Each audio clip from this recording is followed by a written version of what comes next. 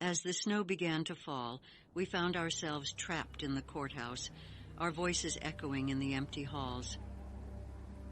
With no hope of rescue, we became our own judge, jury, and executioner.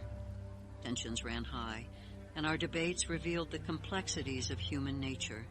In the darkness, we confronted our own prejudices and fears, reaching a verdict that surprised even ourselves. The snowstorm had forced us to understand the weight of our roles as jurors, and we emerged with a newfound sense of justice and responsibility.